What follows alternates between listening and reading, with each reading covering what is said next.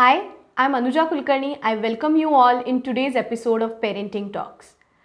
Often parents complain about children not eating properly or watching TV or phone while they are eating or they have habit of eating junk food. So today we are going to talk about dealing with their tantrums while they are having their food. Basically, experimenting with food is a natural instinct. A child at the age of 3-4 months only start enjoying chewing, sucking food stuff. He puts everything in his mouth and starts deriving joy out of it.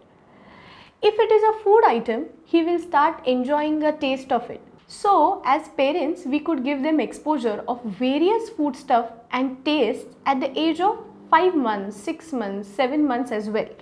At the age of 1.5, child enjoys eating on his own. I'm very sure child creates a lot of mess, but he learns the act of putting something in his mouth and enjoying chewing it and gulping it. Hunger is a basic instinct. So slowly the child is going to learn to eat stuff and feel satiated about it.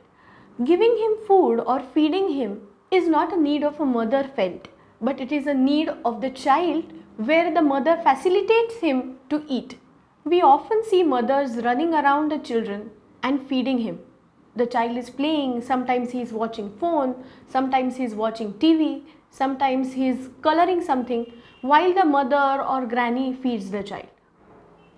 This clearly indicates that it is mother's responsibility to feed the child and the child is not feeling hungry probably. A feeling of hunger necessarily creates a discomfort in the child and where eating something makes him feel better. That's where the child starts conditioning with the fact that if I eat something when I feel hungry, I feel good. Autonomy is something that children love about eating. So even if we as parents are feeding them or sitting along with them, it's important to give them their different plate where they have small chunks given to them. They might or they might not be able to eat it properly, but making an effort to eat it is very, very important. It's not a good idea to run behind children while they are eating something or they are playing with something and at the same time we are feeding them. It's important to teach them that you need to sit at one place while you eat your food. The best practice could be, as all of the family members are having their food, the child can sit with his own plate. He might not or might finish his food at that particular moment, but sitting with everyone and trying different foodstuffs is very important. By now, if you think it's too late and your preschooler already demands food like toffees, chocolates, milkshakes, bakery, chips, junk food, aerated drinks, then it is time to take help of a pediatrician. In fact, your teacher or a pediatrician can explain the child in a much better way the hazards of eating junk food. In fact, your child will get easily convinced if he is explained by a teacher or a pediatrician or somebody like aunt or uncle. Most often during celebrations or during parties, parents themselves feel guilty about they eating junk food and offering healthy food stuff to children. So specifically during parties, during weddings, children already hold a box of chips or popcorns or toffees or Cadburies, while their parents are also eating unhealthy food stuff. It is always a good habit to feed them at home and then take them out. They would definitely opt to go for junk food, but you can at least restrict the quantity. It's a good practice to have a cheat meal even at young age. A meal in a week could be a cheat meal easily. In that meal, he could eat whatever he wants, but only once in a week. Once he has a cheat meal on a particular week, he could always put a mark on a calendar saying that now next 6.5 days I am supposed to eat only and only healthy food. If your child particularly doesn't like a sabji or a foodstuff, we always give an alternative very easily like jam, like ketchup, or you can just drink a glass full of milk.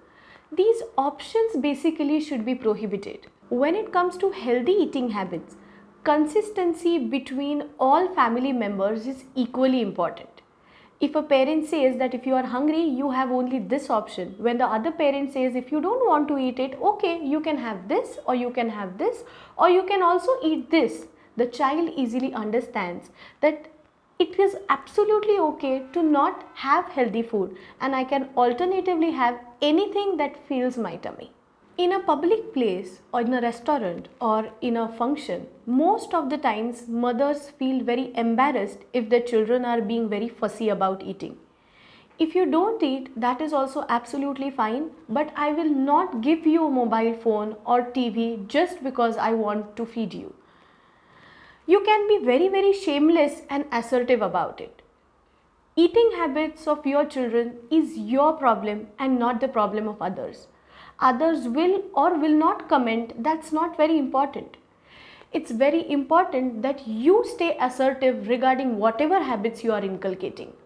At later age groups, parents can also start experimenting with children regarding cooking various easy food stuff. The more I experiment about food, the more I feel like tasting different food stuff.